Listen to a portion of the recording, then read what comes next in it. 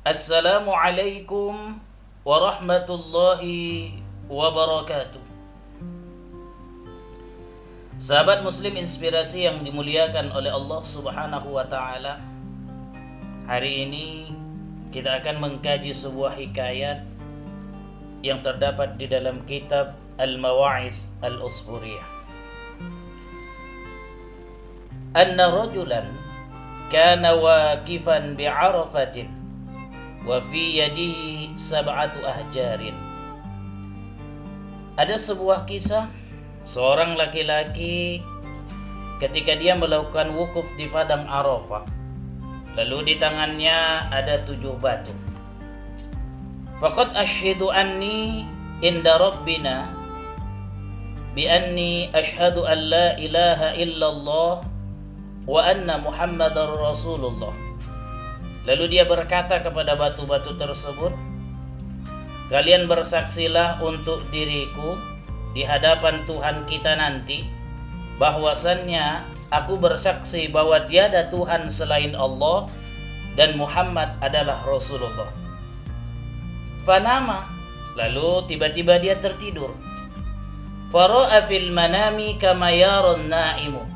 Lalu dia melihat di dalam tidurnya, artinya dia mimpi sebagaimana yang biasa dilihat oleh orang yang tidur. Ka'annal qiyamata qad qamat wa annahu husiba fawajabat lahun nar fa akhadhatul malaikatu. Dalam mimpinya tersebut dia melihat seolah-olah kiamat sudah terjadi dan dia seketika telah dihisab dan diponis untuk dimasukkan ke dalam neraka. Maka para malaikat membawanya. Falamma zahabu bihi ila babin nar, ketika para malaikat menggiringnya, membawanya untuk masuk ke depan pintu neraka, fa iza hajarun min tilkal ahjar alqa nafsahu ala babin nar. Fa izan, tiba-tiba hajarun min tilkal ahjar alqa nafsahu ala babin nar. Satu batu dari batu-batu tersebut melemparkan dirinya, menjatuhkan dirinya pas di depan pintu neraka. Fajtama'at malaikatul azabi ala raf'ihi falam yutiquhu. Lalu berkumpullah para malaikat azab untuk mengangkatnya, tapi tak ada satu malaikat pun yang sanggup melakukannya. Summa siqa bihi ila babin akhar. Lalu dipindahkanlah oleh malaikat, digiringlah laki-laki tadi ke pintu neraka yang lain. Faizan alaihi hajarun akhar min tilkal ahjaris sab'ati. Tiba-tiba jatuh di depan pintu neraka tadi satu batu lagi, satu batu dari 7 tadi batu tadi, pas di depan pintu neraka. Falam yaqdirul malaikatu ala rafihi. Malaikat tak ada yang sanggup mengangkatnya hatta siqa bihi ila sab'ati abwabin nar. Sampailah dia digiring ke setiap pintu sampai ke pintu yang ke-7. Wa kana ala kulli babin hajarun min tilkal ahjar. Tapi anehnya di setiap pintu neraka terdapat satu batu yang menutup pintu itu sehingga laki-laki tadi tak bisa masuk ke dalam neraka. Summa siqa bihi ila tahtil arsy. Lalu dibawalah oleh malaikat, summa siqa bihi ila tahtal arsy, dibawalah oleh malaikat laki-laki tadi di bawah arsy. Faqalatil malaikatu, lalu malaikat mengadu kepada Allah Subhanahu wa taala. Rabbana anta ta'lamu bi amri 'abdika wa inna la najidu lahu sabilan ilan nar. Ya Tuhan kami, Kau lebih tahu tentang urusan hambamu. Sungguh kami tidak punya jalan untuk memasukkan hambamu ini ke dalam neraka.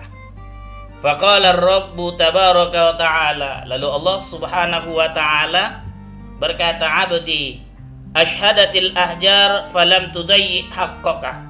Wahai hambaku, batu-batu itu telah bersaksi kepadamu, maka batu itu tidak menyia-nyiakan hakmu.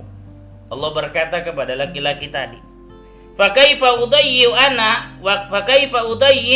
ana haqqaka wa ana syahidun bi syahadatik. Lalu bagaimana aku menyia-nyiakan hakmu sementara aku adalah zat, kata Allah, aku adalah zat, aku adalah Tuhan yang menyaksikan terhadap persaksianmu itu. Qala, lalu Allah Subhanahu wa taala berfirman, udkhuluhul jannah. Masukkanlah dia, kalian masukkanlah dia. Kata Allah kepada malaikat, kalian masukkanlah dia ke dalam surga. Falamma qarraba min babil jinan, tak kala mendekati pintu surga, izan abwabuha mughlaqun, tapi semua pintu surga itu tertutup. Faja'at syahadatu alla ilaha illallah, lalu datanglah ucapan la ilaha illallah. Wa futihatil abwabu kulluha fadakhala ar-rajul, lalu terbukalah seluruh pintu surga hingga masuklah laki-laki tadi ke dalam surga. Sahabat muslim inspirasi yang dimuliakan oleh Allah Subhanahu wa taala, apa yang dapat kita petik dari cerita ini? Yang dapat kita petik dari hikayat atau cerita ini adalah bahwa ketika kita mengucapkan la ilaha illallah, maka ucapan itu akan bersaksi kepada kita. Contoh tadi, ketika dia pegang batu, dia bersaksi asyhadu an la ilaha illallah wa asyhadu anna muhammadar rasulullah. Apa yang dilakukan laki-laki tadi selaras dengan apa yang disabdakan oleh Rasulullah sallallahu alaihi wasallam. An Abi Dzar Al-Ghifari, dari Abi Dzar Al-Ghifari radhiyallahu taala anhu, meridai Allah akannya, annahu qala, dia berkata, qultu ya Rasulullah, dia memohon kepada Rasul dengan mengatakan, ya Rasulullah, allimni amalan yuqarribuni ilal jannah wa yuba'iduni minan nar. Ya Rasul, ajarkan kepadaku satu amalan yang mendekatkanku ke surga dan menjauhkanku dari neraka. Qala iza amilta sayyi'atan fadbi'ha hasanatan. Apabila kau melakukan keburukan, maka iringilah dengan kebaikan. Qala qultu aminal hasanati qaulul la ilaha illallah. Lalu Abu Dzar Al-Ghifari berkata kepada Rasul, ya Rasul, apakah di antara kebaikan itu adalah mengucapkan la ilaha illallah? Qala na'am hiya ahsanul hasanat. Lalu Rasul berkata, betul, di antara kebaikan adalah mengucapkan la ilaha illallah. Hiya ahsanul hasanat. Karena kalimat la ilaha illallah itu adalah sebaik-baik amal kebaikan. Sahabat muslim inspirasi, inilah kajian kita hari ini, kajian kisah kita yang diiringi dengan hadis Rasul yang mengajak kita untuk senantiasa mengucapkan la ilaha illallah. Terima kasih. Assalamualaikum warahmatullahi wabarakatuh.